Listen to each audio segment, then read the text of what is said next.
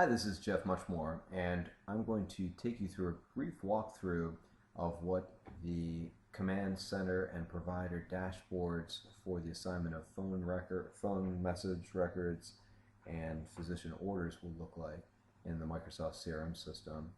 The system has been designed with an easy-to-use dashboard for both a provider, and you can see here the provider dashboard, which includes activities that are available to me, working activities, the activities I completed today, activities I've created that have not yet been completed, and activities I created today status. This would include anything I created today that's been completed or is incomplete, as well as a command center dashboard.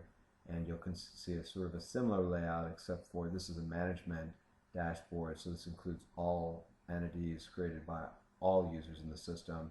This is all activities that are pending assignment, all activities that are working regardless of who's working on it, activities that were completed today by anyone, activities that are not complete, and this is regardless of when they were created, and this is activities that are created today and what the status of those activities are. So I'm going to start this demonstration by creating a new phone call activity and assigning that activity out. So I'm actually signed into CRM as two different users. In the front, the screen that's in front right now, you're going to see that I'm signed in as Ian Green in the screen, and Ian Green is a command center administrator, and then in the screen behind, I'm signed in as Jeff Muchmore, and I'm in this case going to be a provider. And you'll see right now we're starting with a blank slate. I've got no activities here. But what's going to happen is over on the command center side, the phone rings, Ian gets a phone call, he wants to take a phone message, and this is what a phone message is going to look like.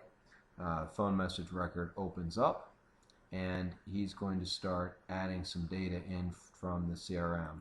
What's the message type? It's an incoming message. The caller name, let's just say it's Jane Doe, and she's a nurse at High Ridge Medical Center. We're going to look up the patient, in this case by using the type ahead value. It's Jim Glynn. I just type Jim in there and Jim resolves. Obviously, in the real system, there's going to probably be a number of Jims, and we're going to have to do a little bit more on the lookup side there. We're going to say that Jim needs follow-up PT,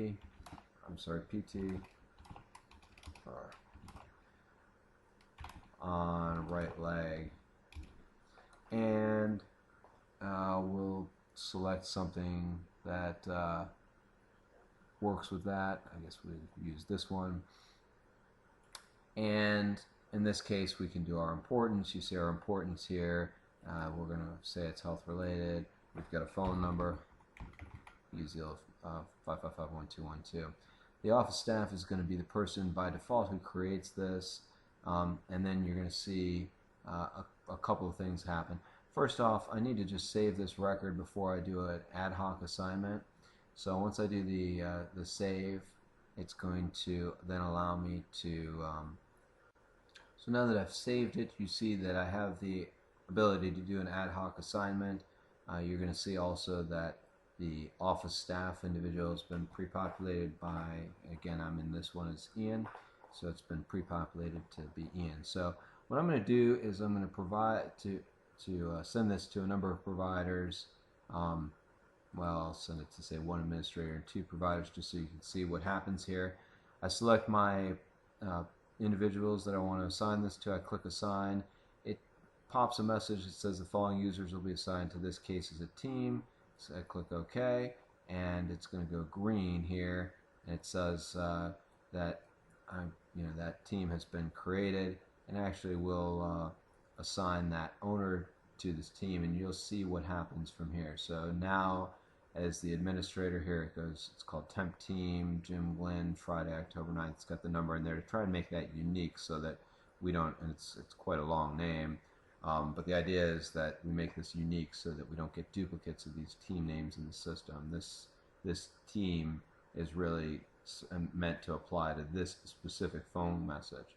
So now what happens is we're going to change hats for a moment, and doing that I'll change screens.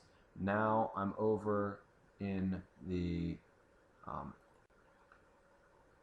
provider dashboard, and I'm taking a look here, and I can see that the activities available to me, these are the activities that have been assigned to a team of which I'm a member. Now this list includes this message here. So that's the message that Ian just created from the command center. So if I'm out in the field, I say, okay, potentially I could take this phone message and deal with it. The fact that it's available to me but I'm not working on it tells me that it's assigned to a team and not to me yet. I'm going to go ahead and grab this, and what I simply do here is I click on it, I'll open it up, and actually from the iPad app it's actually a little easier. You just click on it and assign it to you, and I'll click on here, assign, and assign it to me. So this is Jeff Muchmore, assign it, and then I'm done. And now what happens is if I go back over to that dashboard, and it's still saving for me, so now what happens is I go back over to the dashboard here, and you'll see that that case moves, that phone message moves from activities available to me to working activities. And so now this is in my working activities list, and if I had 2 or 3 phone messages that I had accepted and needed to be completed, then these would all appear here. So what would typically happen is this: I complete this activity, I complete this phone message, and the message is, called and scheduled for Tuesday, and I can say that I spent 5 minutes on the phone with this, and I'm going to mark this as complete.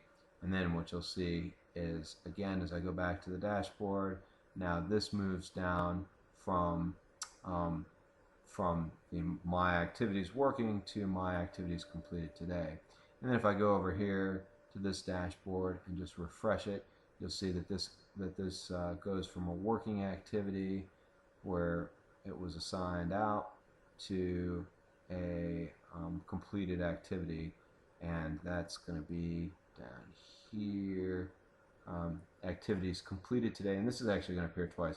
One, of course, the activities completed today, there it is, completed, and the other is down in the activities created today. This is going to show a full list of both activities that were created today and completed, as well as ones that are created today and still in progress, so I can see everything I've done today as a command center manager or command center employee and see what's going on.